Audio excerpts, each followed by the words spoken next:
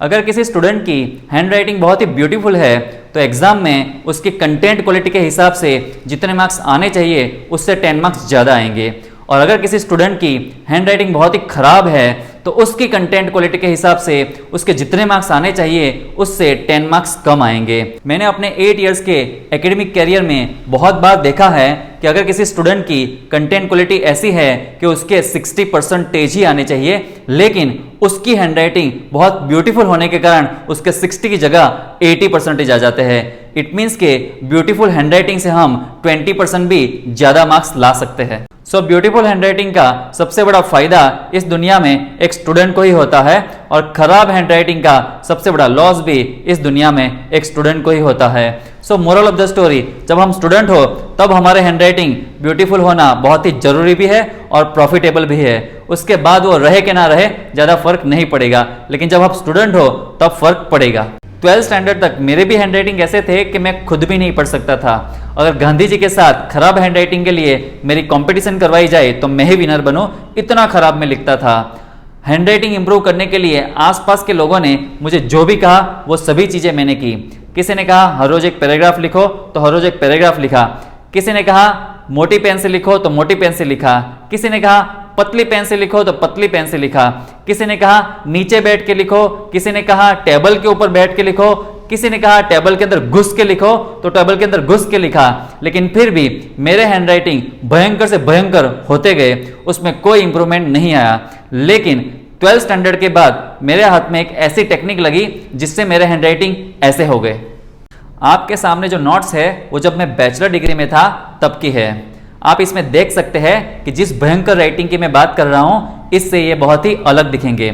शायद ऐसा भी लग सकता है कि ये मेरी राइटिंग नहीं है, क्योंकि पहली बार मुझे भी विश्वास नहीं आया था कि मेरे हाथ इतना अच्छा लिख रहे हैं। लेकिन जिस साइंटिफिक टेक्निक की मैं बात कर रहा हूँ उसको 3 महीने प्रैक्टिस करने के बाद मेरे हैंडराइटिंग ऐसे हो गए थे।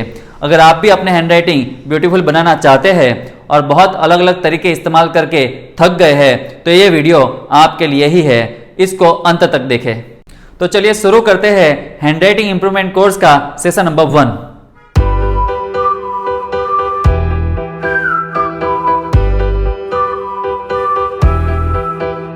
हैंडराइटिंग इंप्रूव करने के लिए आपको 3 चीजों पे काम करना पड़ेगा। उसमें है number 1 scientific technique. Handwriting improve करने के ट्रेडिशनल जो पैराग्राफ लिखने के रास्ते हैं उससे आपकी हैंडराइटिंग 10 या 20% ही इंप्रूव होगी, वो भी 2-4 दिन के लिए, फिर वापस वैसे की वैसी। लेकिन हैंडराइटिंग इंप्रूव करने का एक साइंटिफिक रास्ता है, वो मैं आपको दिखाऊंगा, उसके ऊपर आपको प्रैक्टिस करनी पड़ेगी। Point number 2 exercise. लिखने के लिए हमें रिस्ट और उंगलियों के मूवमेंट की जरूरत पड़ती है, लेकिन बहुत सारे लोगों की उंगलियां बहुत जल्दी जकड़ जाती है, इसलिए लिखते वक्त उंगलियां ठीक से मूव नहीं कर पाती और राइटिंग अच्छे नहीं आते। लेकिन उनको स्मूथ करने के लिए हाथों की कुछ एक्सरसाइज आती है जो भी हम आगे देखेंगे। रिक्वायरमेंट नंबर 3 और सबसे महत्व की रिक्वायरमेंट, हैंडराइटिंग के लिए जरूरी साइकोलॉजी। अगर ये आपके पास नहीं है तो फर्स्ट और सेकंड आप कितना भी प्रैक्टिस कर लो फिर भी आपके हैंडराइटिंग इंप्रूव नहीं होने वाले। इस बात को हम एक एग्जाम्पल से समझने की ट्राई करते हैं। जब हम लोग हैंडराइटिंग इंप्रूवमेंट का कोर्स चलाते थे तो उसमें 30 में से 29 बच्चे ऐसे आते थे जिनकी मम्मी को उनके हैंडराइटिंग इंप्रूव करवाने थे, लेकिन उनको खुद को तो करने ही नहीं थे।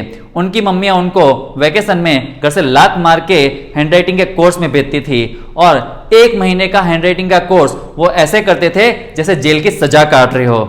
ऐसे एटीट्यूड और साइकोलॉजी के साथ आप अपने हैंडराइटिंग इंप्रूव नहीं कर सकते, भले आपको कितनी भी अच्छी टेक्निक दे दी जाए। आपके हैंडराइटिंग इंप्रूव करने के लिए आपका उत्साह और एक्साइटमेंट होना जरूरी है। आपकी मम्मी का उत्साह आपके हैंडराइटिंग इंप्रूव नहीं कर सकता। तो चलिए शुरू करते हैं साइंटिफिक टेक्निक से। इसके लिए आपको 13 स्ट्रोक की प्रैक्टिस करनी पड़ेगी। उसमें है स्ट्रोक नंबर 1 वर्टिकल स्ट्रोक। इस स्ट्रोक में आपको स्ट्रेट लाइन निकालने की प्रैक्टिस करनी है। क्यों करनी है? इस तरफ देखिए, इसमें जो M दिख रहा है आपको, इसमें ऐसे ही 2 वर्टिकल स्ट्रोक दिखेंगे। फिर जो उसके बाजू में I है, T है और जितने भी फॉन्ट है उसमें ये वर्टिकल स्ट्रोक आपको दिखेंगे। उसके नीचे जो हिंदी है, गुजराती है, वो सभी फॉन्ट में आपको ये वर्टिकल स्ट्रोक दिखेंगे। अभी अगर आपकी ये लाइनें स्ट्रेट नहीं आती है, कभी आड़ी आती है, कभी टेढ़ी आती है, कभी नीचे चली जाती है, कभी ऊपर चली जाती है, तो आपके ये सभी फॉन्ट अच्छे नहीं दिखेंगे और आपकी राइटिंग अच्छी नहीं लगेगी। अगर आपने ये वर्टिकल स्ट्रोक की ठीक से प्रैक्टिस कर ली और स्ट्रेट आने लगे तो ये जितने भी फॉन्ट है वो आपके एक झटके में अच्छे हो जाएंगे, आपकी राइटिंग ब्यूटीफुल लगने लगेगी। Stroke number 2, up stroke. इस स्ट्रोक में आपको यू कंटिन्यू लिखने की प्रैक्टिस करनी है। इंग्लिश में कर्सिव राइटिंग में ये अप स्ट्रोक बहुत ही यूज में आता है। हिंदी और गुजराती के बहुत सारे फॉन्ट का ये अप स्ट्रोक के साथ कनेक्शन है। अगर आपने अप स्ट्रोक ठीक से निकालना सीख लिया और यूज्ड टू हो गए तो आपकी कर्सिव अच्छी हो जाएंगी और हिंदी और गुजराती के फॉन्ट भी आपको बहुत ब्यूटीफुल आने लगेंगे। Stroke number 3, half circle stroke, आधा लड्डू। इसमें आपको हाफ सर्कल ठीक से निकालने की प्रैक्टिस करनी है।